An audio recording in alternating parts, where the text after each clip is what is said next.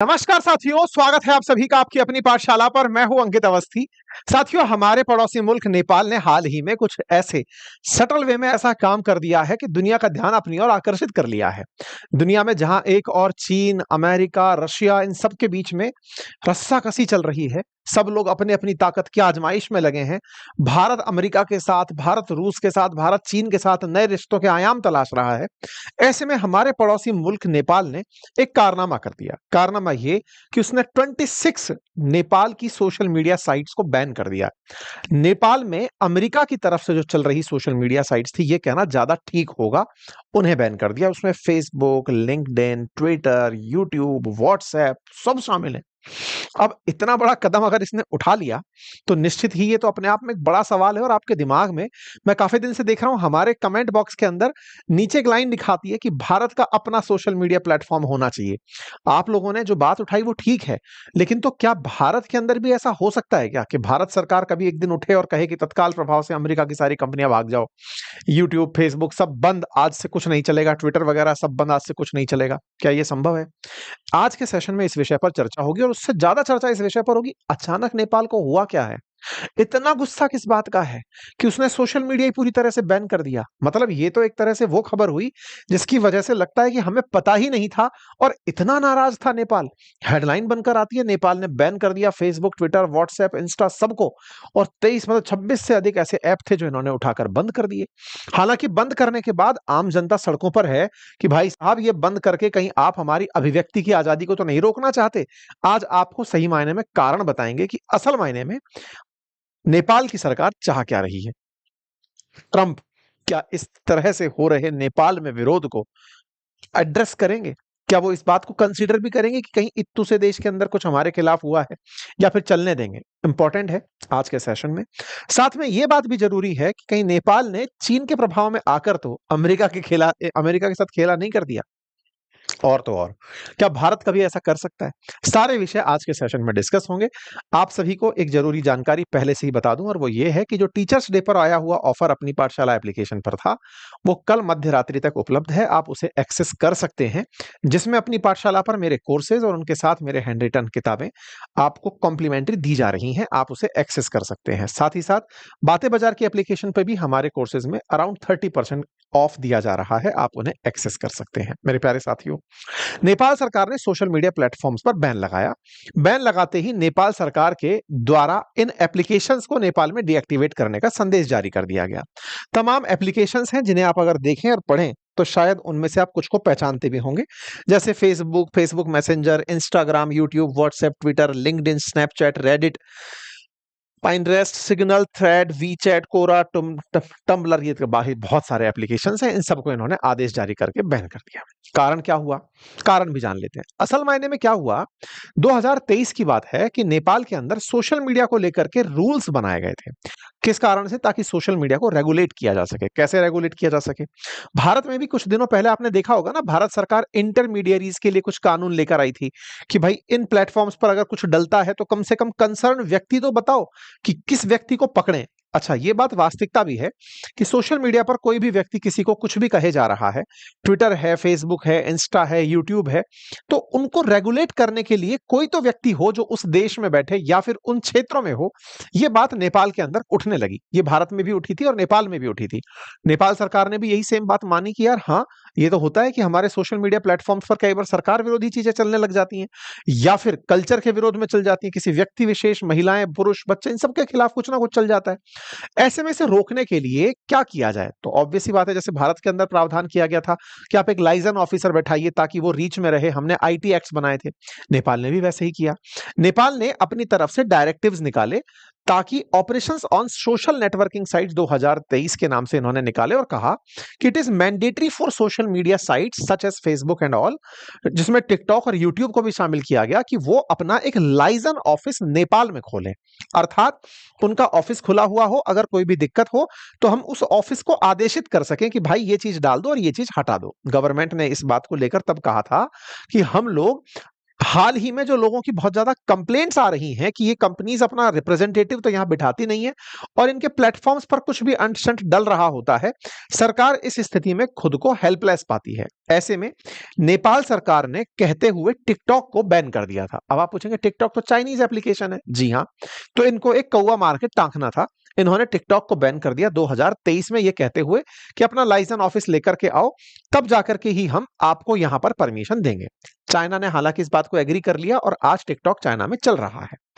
अभी के लिए क्या हुआ कि इस साल 2023 में सभी सोशल मीडिया साइट्स को फिर से याद दिलाया गया कि देखो, आपको पहले भी कहा था 2023 में, आप अपना लाइसेंस ऑफिस यहां लेकर आओ, यहां से सारा डेटा आप लोग विदेश ले जाते हो, कम से कम हमारे लोगों के लिए कोई आदमी तो बिठा दो कि हाँ, ये आदमी है जो हमारी सुनवाई करेगा। ऐसा कुछ भी नहीं है। कोई बात नहीं। नेपाल की सरकार सुप्रीम कोर्ट तक भी पहुंची और सुप्रीम कोर्ट ने भी इस बात के लिए आदेशित किया कि हाँ भाई, सोशल मीडिया वालों, आपको according to new digital law 2025 Nepal में रजिस्टर करने की आवश्यकता है। लेकिन इन सोशल मीडिया कंपनियों ने उनकी एक ना सुनी। सुने भी क्यों? 3 करोड़ तो कुल मिला के आबादी है। 3 करोड़ की आबादी में नेपाल के अंदर उनको एक आदमी बिठाना शायद ज्यादा महंगा पड़ रहा होगा, क्योंकि 3 करोड़ की आबादी अगर पूरी तरह से भी अगर इंटरनेट पर आ जाए तो दैट इज 30 मिलियन। 30 मिलियन अगर फेसबुक भी है, व्हाट्सएप भी है, यूजर का बेस अगर यूट्यूब पर भी है, तो इनसे जो एडसेंस जनरेट हो, भारत जैसे देश में ही कुछ बिलियन डॉलर का इनको वो मिलता है, एडसेंस मिल करके आता है पर मंथ। ऐसे में इन्होंने नेपाल को कंसीडर ही नहीं किया कि ठीक है, तुम लोग करते रहो, हम नहीं सुन रहे। ऐसे में नेपाल सरकार और खिन्न हुई। उन्होंने इसी साल के अगस्त के महीने में इनसे 7 दिन का समय दिया। तो 7 दिन के अंदर अंदर अगर तुम लोगों ने अपना लाइसेंस ऑफिस यहां नहीं खड़ा किया तो हम तुम्हें बैन कर देंगे। भाई साहब, यही हुआ। 7 दिन बीते, यहाँ के संचार और प्रौद्योगिकी मंत्रालय ने सोशल मीडिया को लेकर के कहा था कि या तो मान जाना, नहीं तो बैन कर देंगे। बैन कर दिया गया साहब। और ऐसा ही हुआ और ऐसा करते हुए नेपाल सरकार ने आदेश कर दिया कि अब हम इनको बैन कर रहे हैं। केवल और केवल तभी ओपन हो सकते हैं जब ये अपना यहां पर ऑफिस बनाएंगे, अदरवाइज हम इनको ओपन नहीं करेंगे। तो लीजिए साहब, बैन हो गए सोशल मीडिया प्लेटफॉर्म्स। लेकिन इसके पीछे जनता का कुछ और ही कहना है। नेपाल की जनता का कहना है कि नेपाल में हाल ही के दिनों में राजशाही की मांग उठी है। मांग उठती कहां है आजकल? सोशल मीडिया पर। जनता कहां रिएक्शन देती है? ट्विटर पर, फेसबुक पर, इंस्टा पर, यूट्यूब पर, यहां पे रिएक्शन देती है। बोले सरकार असल में डर गई। उन्हें इन प्लेटफॉर्म्स के ऊपर नियंत्रण चाहिए था ताकि नेपाल की सरकार के खिलाफ कोई एजिटेशन ना हो। इसलिए बोले जैसा राजशाही के लिए अल्टीमेटम दिया गया था, बोले इन लोगों ने असल में यही खेला किया कि लोगों की वॉइस को दबा दो। इस बात को लेकर के यहाँ के जो सोशल मीडिया इन्फ्लुएंसर्स हैं, हालांकि अपनी बात को नहीं रख पा रहे हैं, लेकिन जैसे तैसे करके अखबारों के माध्यम से इनकी बातें बाहर निकल कर आई। ये बात तो सही है। आज मैं आप लोगों के साथ में हूं। हमारे देश की बहुत सारी एडटेक कंपनियां ऐसी हैं जो यूट्यूब के माध्यम से ही काम कर रही हैं। ऐसे बहुत सारे एप्लीकेशंस हैं जो कि आज हमारे देश में चल ही यूट्यूब की वजह से रहे हैं। ऐसे में अचानक अगर भारत सरकार भी इस तरह से विचार कर ले तो सोचो कितने का नुकसान हो जाएगा। हमारे देश में बहुत सारे स्टार्टअप तो रातों रात बंद हो जाएंगे। इसी तरह से नेपाल का बिजनेस भी प्रभावित तो हुआ, लेकिन नेपाल सरकार ने उससे ज्यादा जरूरी अपने देश में एक व्यक्ति को बिठाना माना। इस वजह से लोगों का एक गुस्सा फूट पड़ा। बोले साहब, ये आप फ्री स्पीच को दबाने का प्रयास कर रहे हैं। इस बात को लेकर के नेपाल के अंदर विरोध भी हो रहे हैं कि नेपाल सरकार लोगों की बातों से डर गई है। इस वजह से नेपाल में प्रोटेस्ट कॉल आउट किया गया कि 8 तारीख को अब नेपाल में प्रोटेस्ट होगा। जनता एकत्रित होगी और एकत्रित होकर सोशल मीडिया की पुनः बहाली के लिए और सरकार के विचारों को दबाने के इन विचारों से निपटने के लिए प्रोटेस्ट करेगी।